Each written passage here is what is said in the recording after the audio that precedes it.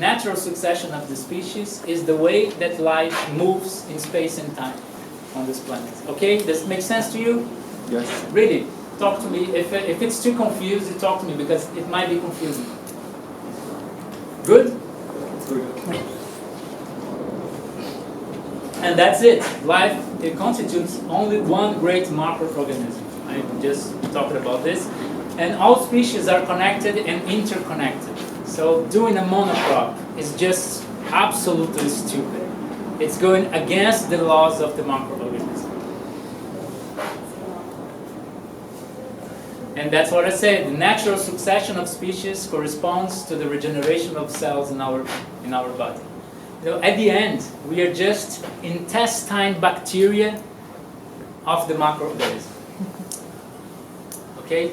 Us humans, we could be seen as intestine bacteria of this macroorganism, which is life on this planet. And when the species emerge, you know, in order to make this whole operation work, they come equipped to perform some tasks. That's why every species on this planet, they make the place better. We are the only ones who do differently. All species, there is no bad species, no invasive. We don't know this concept. Invasive species, exotic species, pests, diseases. We don't know this. We don't use those concepts, and it's very nice, and it's very possible to live without those concepts, because those concepts is just us looking at a mirror. It's us looking at a mirror. We know that because we treat ourselves, we think this way. You know, it's embedded in our personality. But it is possible to just ignore all that. You know, there is no such thing. All species, they are performing something in order to make the conditions of life better. Even the ones you hate most. The most invasive species, they are working on the place. They are making the place better. There is no such thing as bad plant. There is no allelopathy. We don't work with this concept. It doesn't exist for us. And we can live with this in a very good way. We'll get to there soon. And here is more the ethics that is embedded in this way of thinking as well. You know, because one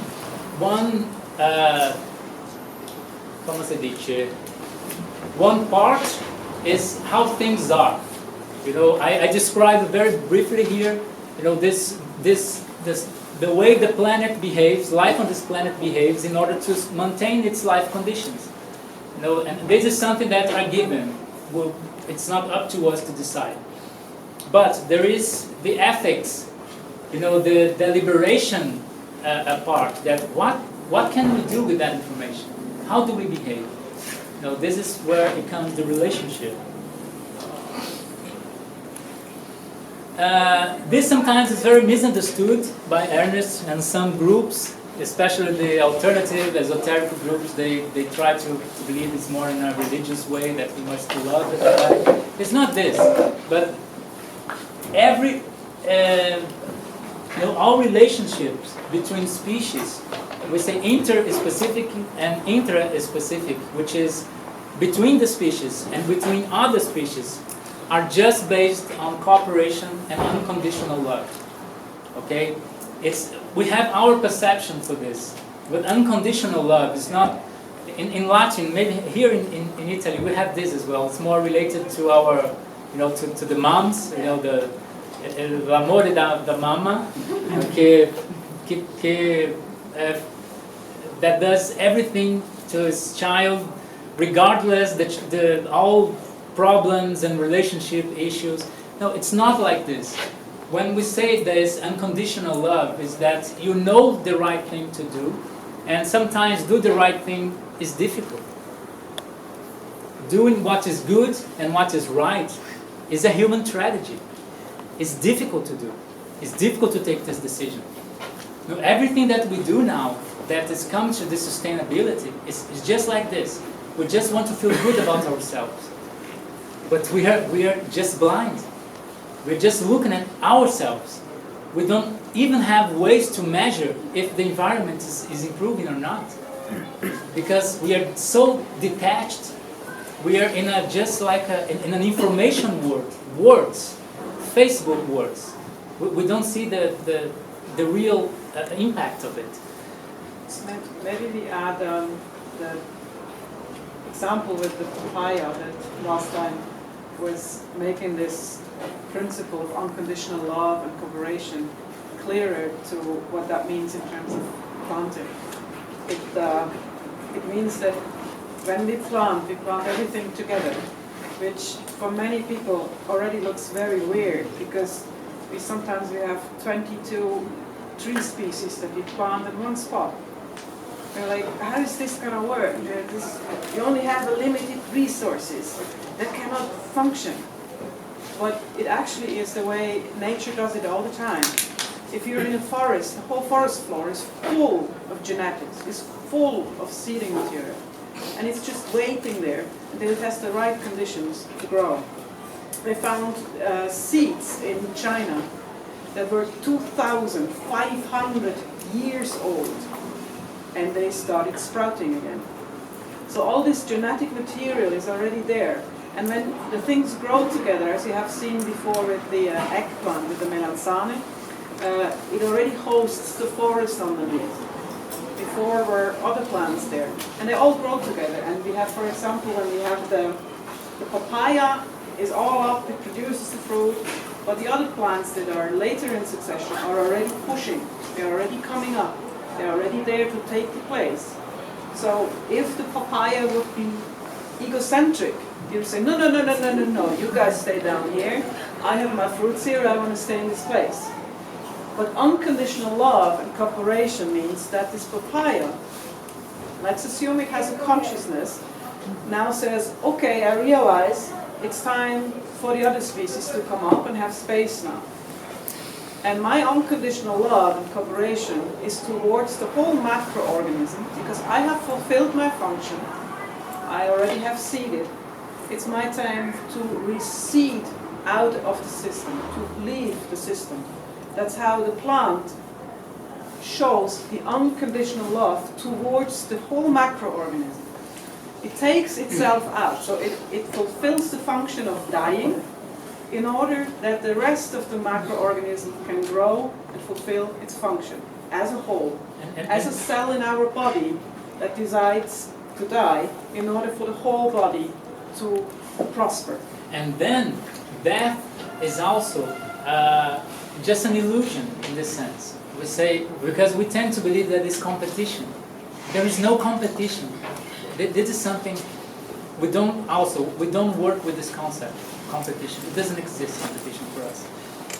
Now, when one plant, as Ursula said, decides to go away, it changes its phytohormones and attracts the insects. The proteosynthesis starts to be a little bit messed up, and so there are some insects, fungi, things that come attack to that plant, so it can go away for the other ones to come. And death is an illusion, because if you do everything right, so that papaya will have fruited and will have seeds. So the information will be there of that papaya, just waiting for the next time. Because we'll talk about this in the second part of the presentation. There is a life cycle of a forest, and that's how we base our farming. We try to put our plants in the cycle of the forest, and we try to speed it up through the techniques we use. But it's like, it's our ethics. We cannot avoid this. We cannot plant a lettuce without planting a forest. It's just irresponsible. It's just wrong. It just doesn't make any sense to the macroorganism. And we'll see why in a moment. And also this, guys, it's important to think, for us, there is no competition. Competition between species, it just doesn't exist. Every species is doing something good. Every species. All plants make the place better. If a plant does photosynthesis, it is taking simple things, simple elements, and complexifying this in more hydrocarbons and molecules and more complex molecules. So saying that one plant is competing for resources is again us looking at a mirror. Because if it was like this, when we abandon a place, you know the how say pousio in Italian? Help me, Brasiliani. Come si dice? Pousio in Italian. Pousio, rest. In Italian I don't know. Riposare. Yeah, quando lasciamo the land to rest. And what happened when we do that? Everything regrows, and what happens to the soil? Gets better, right? It is a technique of fertilization, of like making the place better, right? So if there was competition, like we would just have, I don't know, white sharks and lions on this world.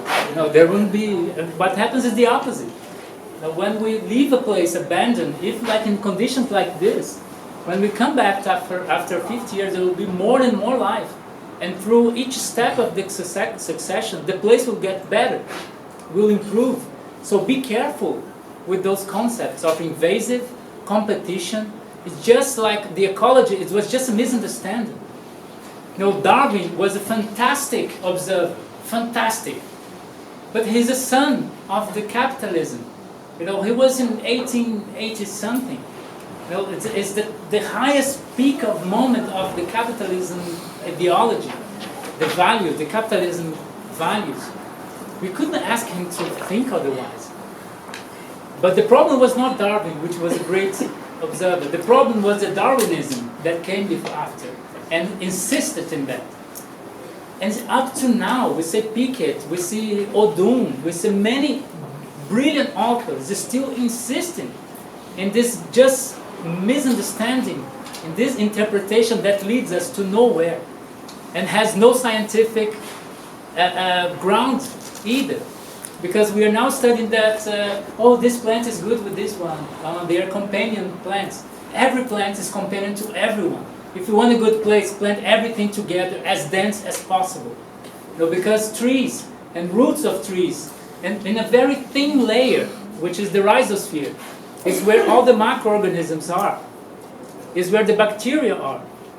And the bacteria that build the colloid of the soil, the glue that will make the grooms, that will make, a good soil. And it's a very thin layer, very thin layer. The more you have, it's like every root is a Manhattan of a species of exchanging nutrients and bringing nutrients from the bottom. And we complain about lack of phosphorus. It just doesn't make any sense either, because phosphorus is a result of biological metabolism. So what we need is to bring more life to the place, more life, and it's not being repeating cycles, which doesn't make any sense to the planet. Okay, so I'm going further now. Are you okay? Understood this? Competition doesn't exist. We don't know. We can live. We can survive without this. And allelopathy, the same for us. When somehow it's allelopathy, there's allelopathy with this. I don't know what you're talking about. Pests and diseases, the same thing. It's just an indication for us.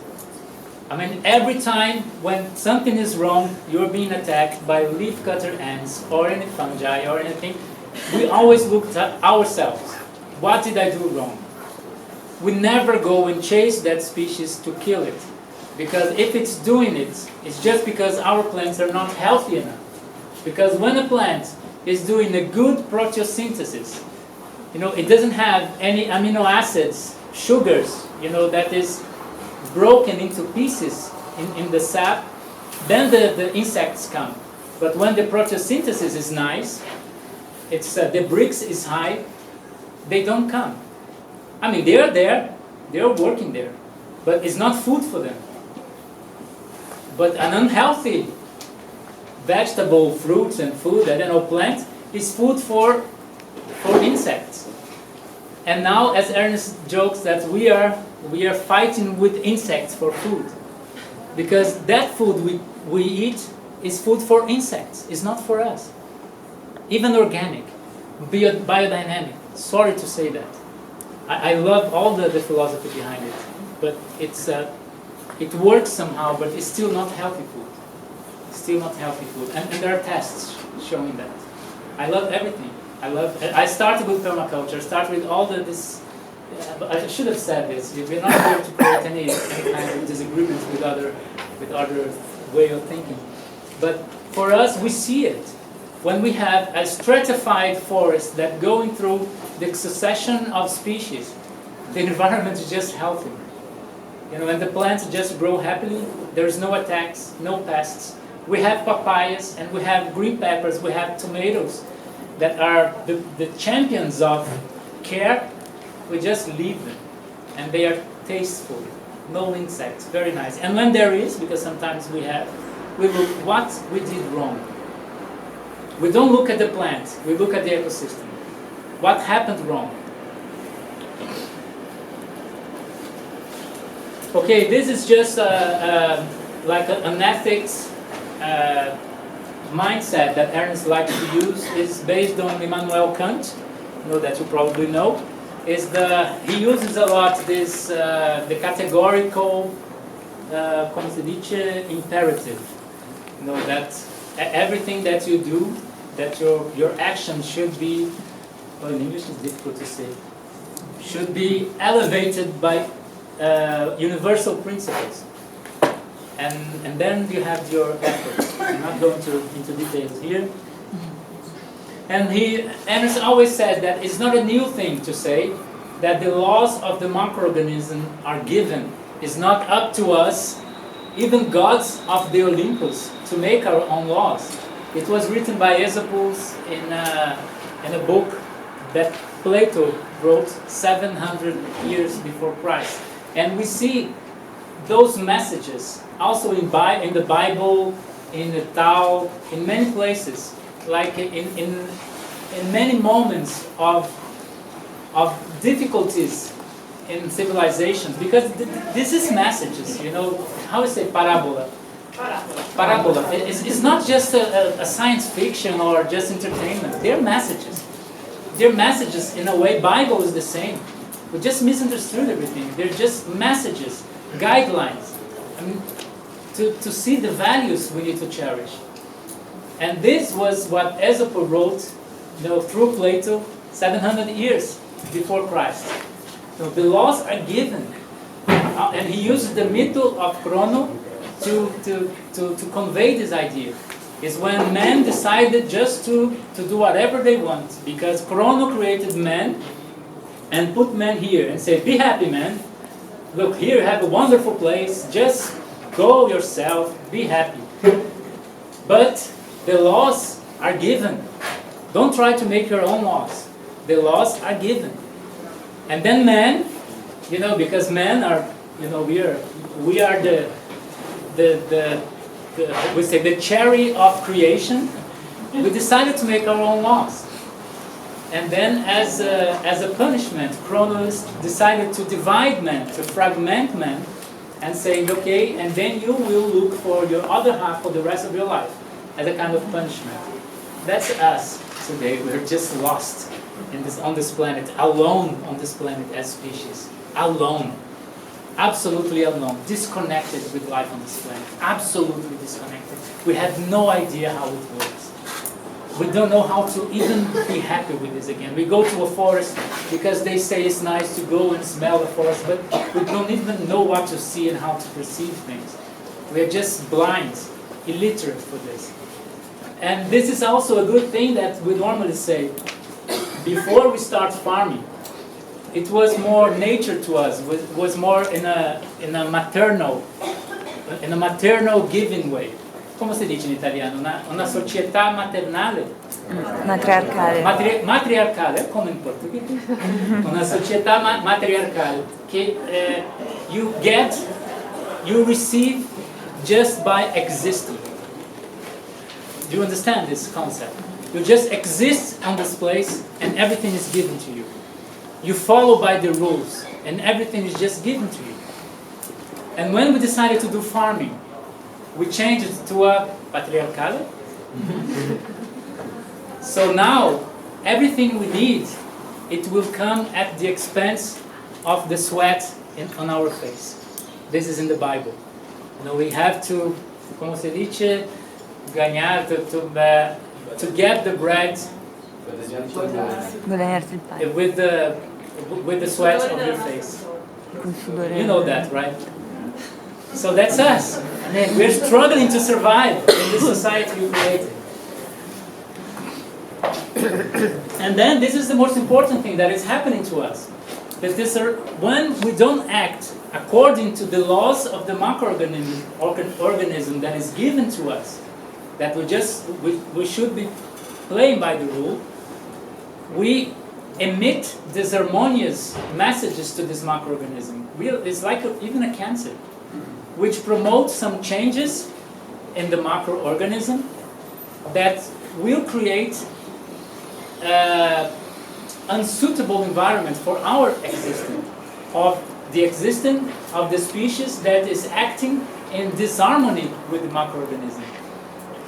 You get this idea. This is important. This is what's happening to us now.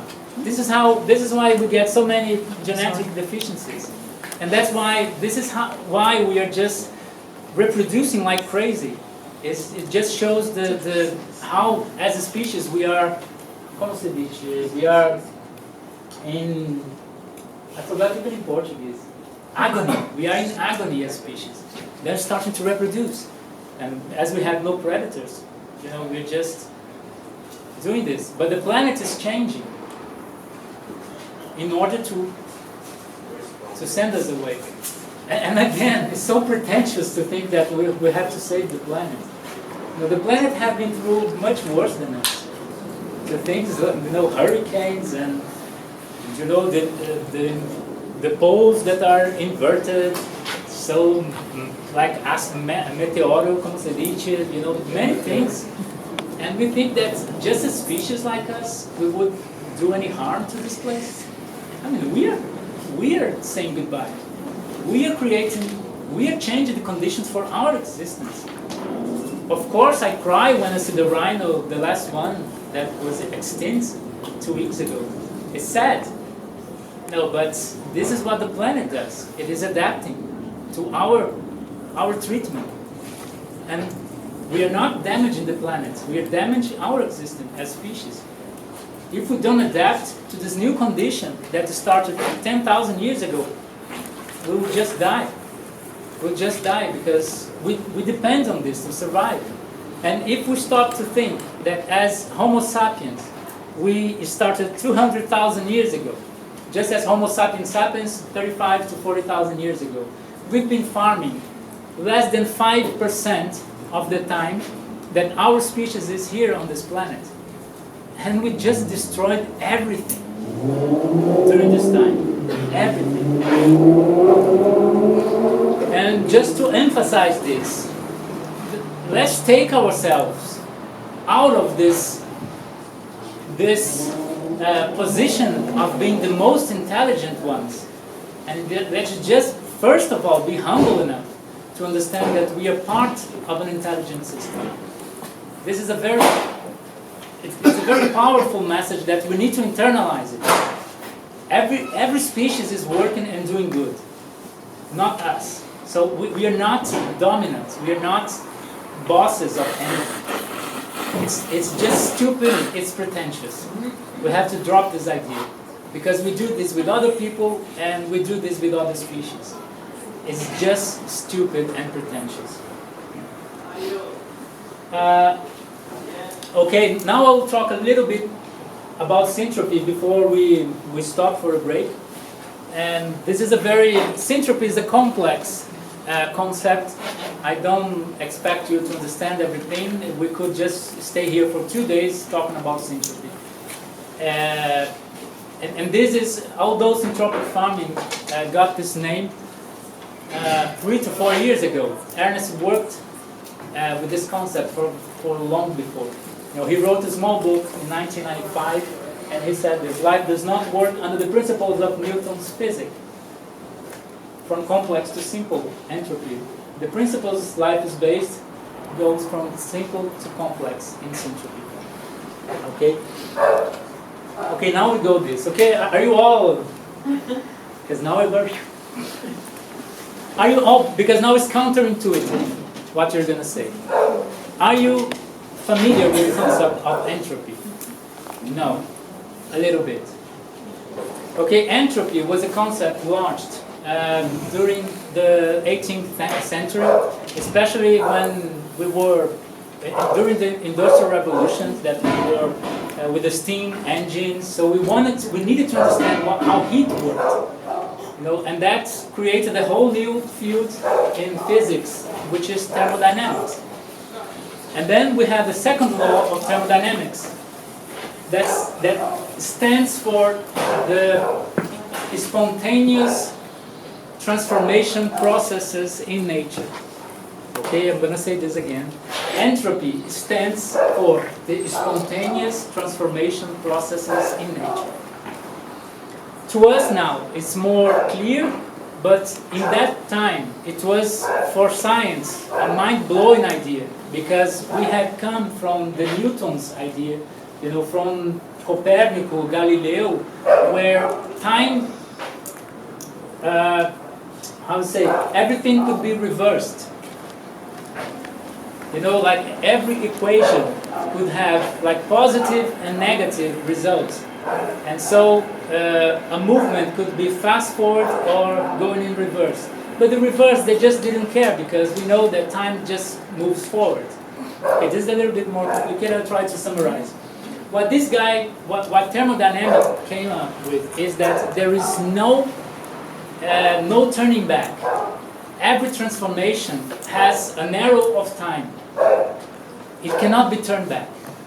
All energy transformation has just one way to go. If I have this coffee here, it was hot when it got here. It got this heat from the stove or from the fire up there. And then I put this here, and now it's cold. The heat that was here was lost to the environment. And I can never take this heat back and put it here. I can repeat this experiment, it will work, but this energy is lost. And this energy here, when we trace back this energy, possibly it was even a wood before, if it was done with a fireplace, or it was petrol or gas in a stove. So this energy is lost forever. It's not possible to take this and perform work again with this energy. And this is happening with everything, with the whole universe. The whole universe, since the Big Bang, according to this thermodynamics, is just dismantling itself. All energy that we have attached in our bonds, in our molecules that are in every bond, in every chemical bond, tends to be released at certain point. Do you understand this? That's why it's very difficult to keep permanence.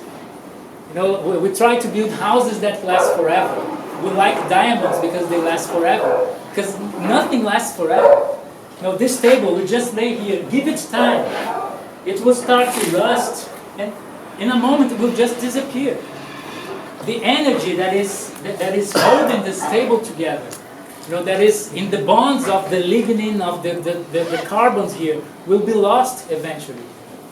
It's trying to keep it like this, but will be lost eventually. Okay? Give time, it will be lost. You all understand that? So entropy, that's why we say that entropy tends to uniformity, tends to the heat death, as the scientists say. And they predict that the future of the cosmos, of the universe, is just to be uniformity. That's why we call it's related to the theory of chaos, because we won't have anything ordered anymore. It's just disorder, because there is no structure anymore. Everything will just be undone, okay? And their energy will be just spread out in a uniform way. The same way, if we had here a closed, sealed room, and I came with a perfume bottle, and I open this, and lets it evaporate. It will eventually occupy evenly the space here. Okay? You all understood this concept of entropy, that take ordered things and unmaking things. And then, they launched this, okay, in the 19th century, very nice. It changed the whole scientific world. And in the beginning of the next century, some people started to question this idea. And the first one that launched a book of physics called Erwin Schrödinger. Everybody who is a biologist owes a lot to this guy. Because in that moment, he wrote a book named What's Life? He was a physics, he won Nobel Prize, he's one of the fathers of quantum physics, a brilliant man.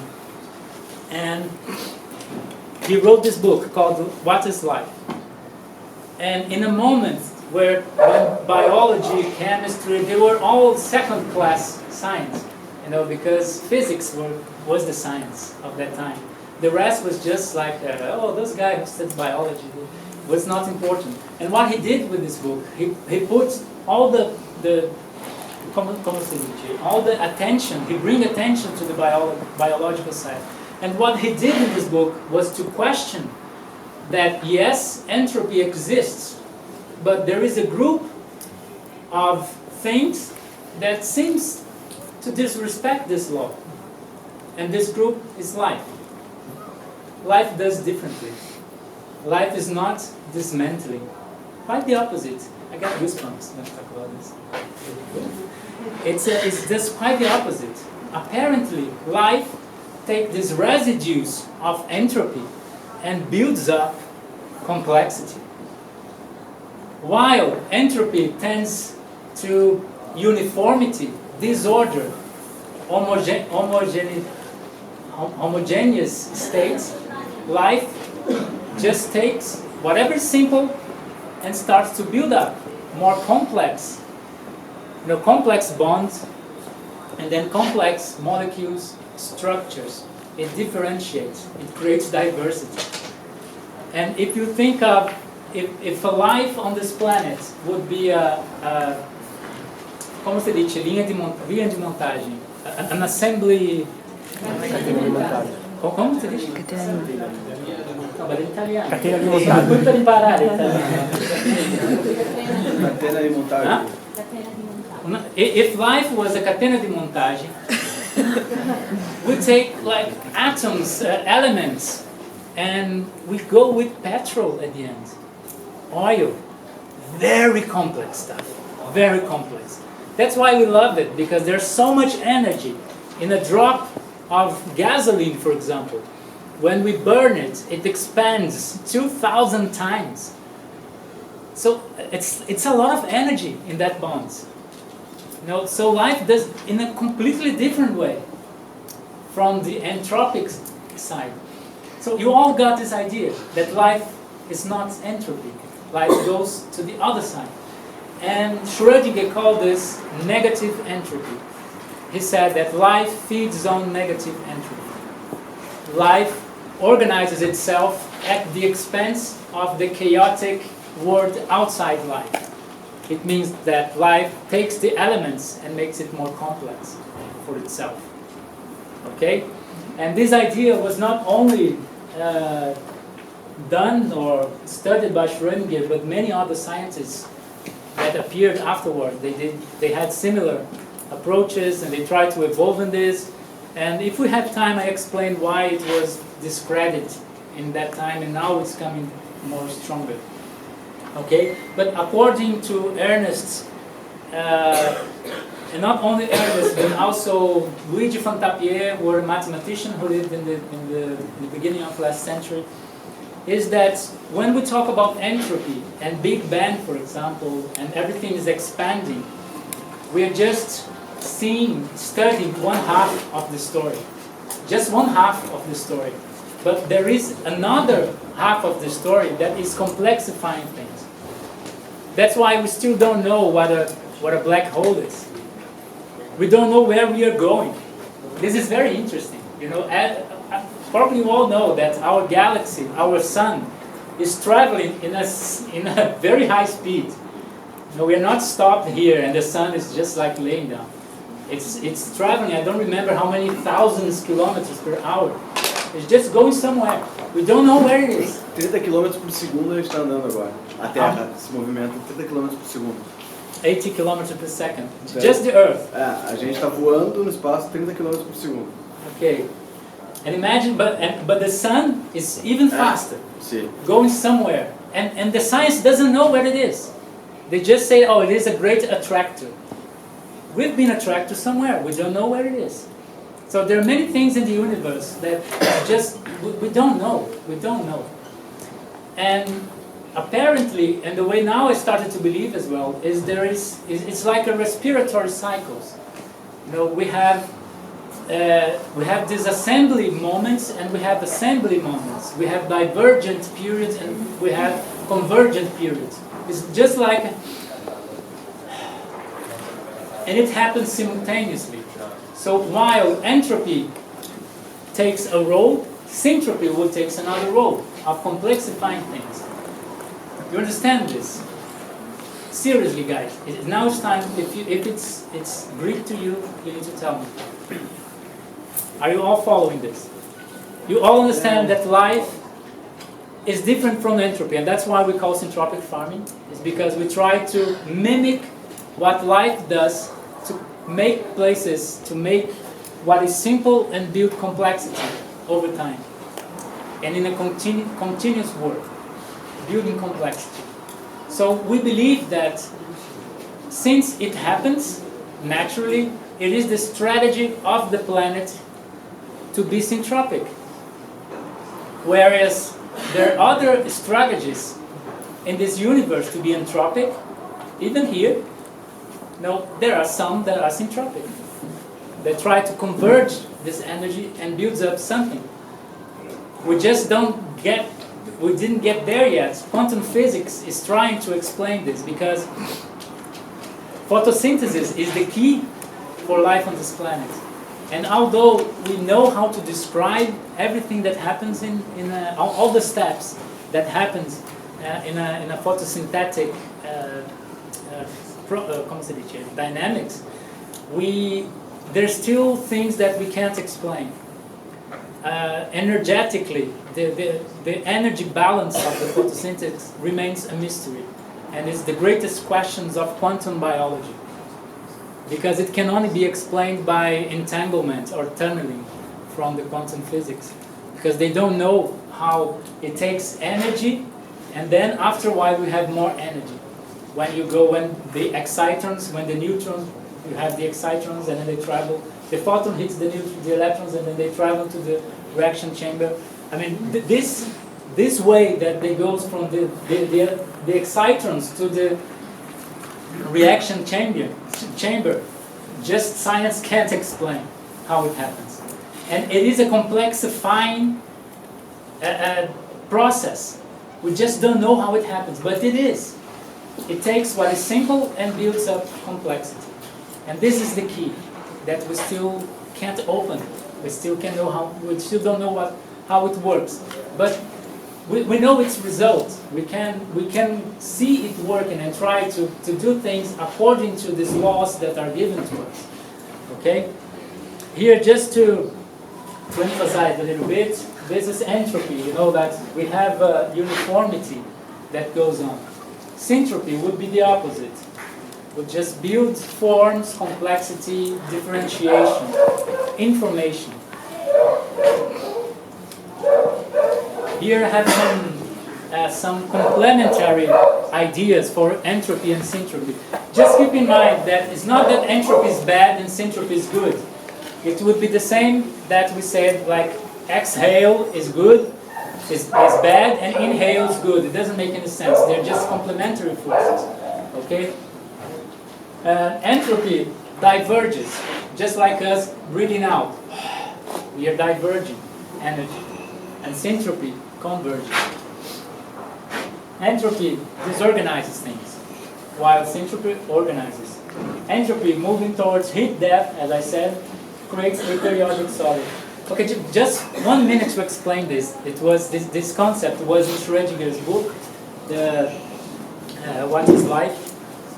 And it's amazing because what we all know now as being a real solid, they are crystals, right? Crystals are the real solid. Because the rest, when we think of a metal, for example, we could think as a very dense liquid.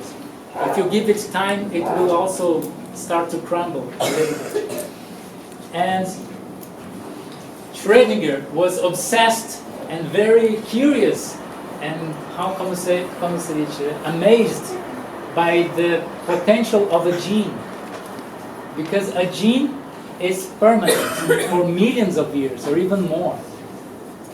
You know, and he says that is the permanence, that is aperiodic solid, because the crystals that we know as being a periodic solid, they have a repetition. When we see a cloreto di sodio, come si dice in italiano, kitchen salt, cloreto di sodio, come si dice? Cloruro di sodio. Sale da cucina. Sale da cucina. It's a periodic crystal. Okay, so it's a very strong bonds, ionic bonds, very strong, and they have repetitions. But what he called aperiodic solid is a gene that is so incredible to maintain its permanence, its unit. It's like it doesn't change with just a few atoms, sometimes 40 atoms.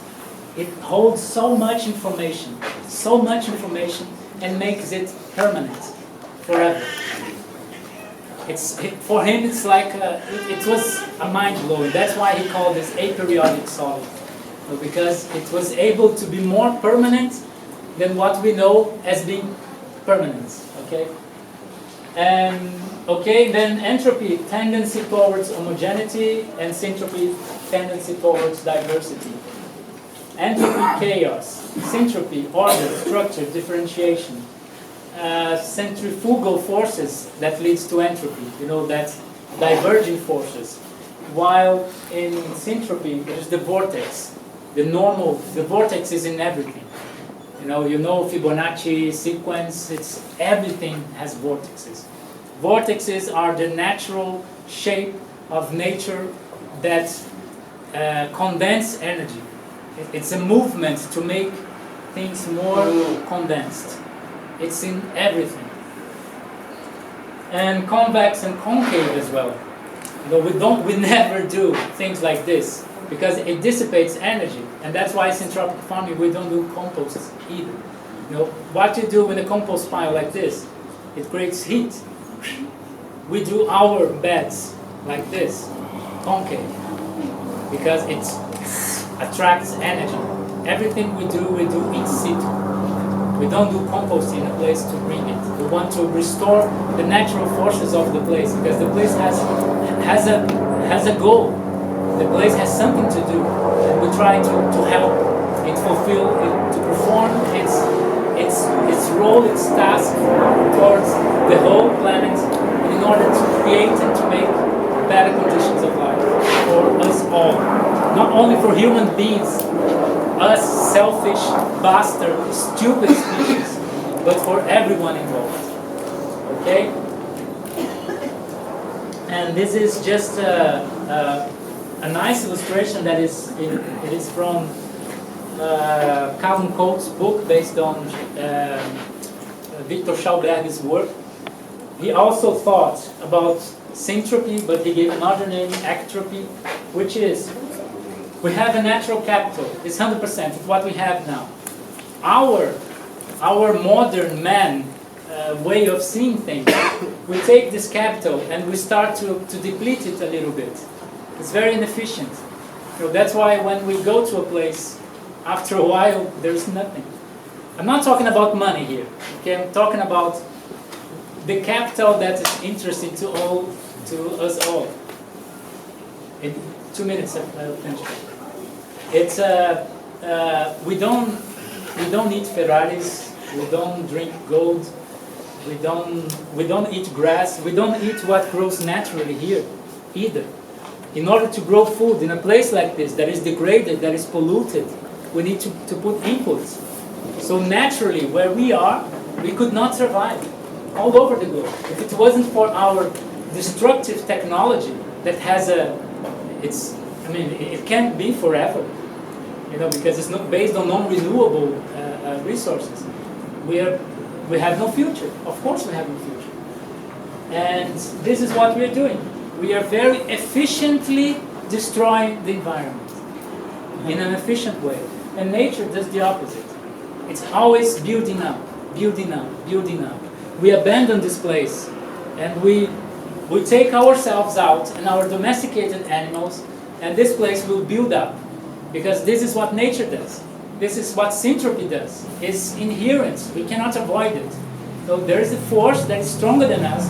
If we just let it build up complexity, and eventually, if you give time, will be again a hosting, welcoming place for even us, humans, that depends on a very more complex outcomes from natural processes that we'll see in the second part of this presentation.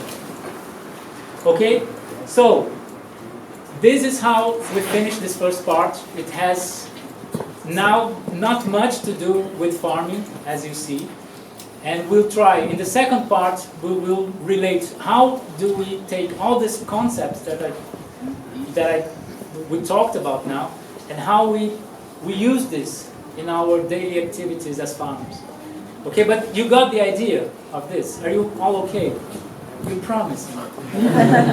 You're not just trying to make me feel good. Va bene. Okay, and adesso we're going to do some group activities, and Ursula is going to lead it. So it's good for us to move a little bit as well.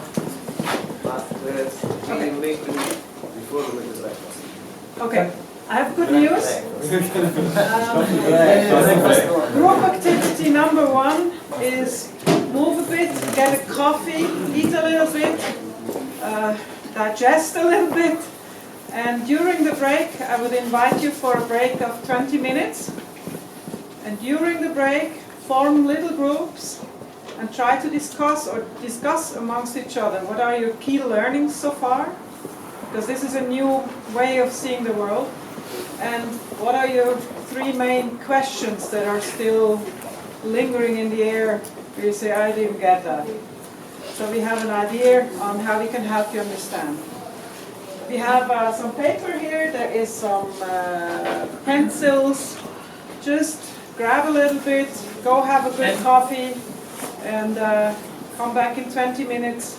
Yeah, and also, guys, just a remark. This is very important to us as well, because this tour in Europe, it is the first time we're doing this, especially in English. It took us a lot of work to condense this knowledge, everything to make it condensed. So we're still adapting, adjusting, with awareness, with ourselves, and no one is doing this. And the ideal is, Sintropic farm is not a recipe.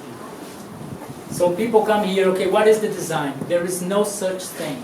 We need to build a new perspective of the world, so you can build like drawers in your mind, so you can then bring your species and understand how they are connected to what you think.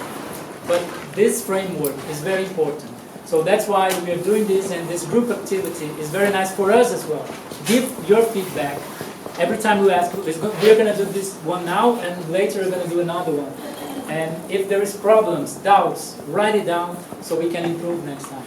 Okay? Okay.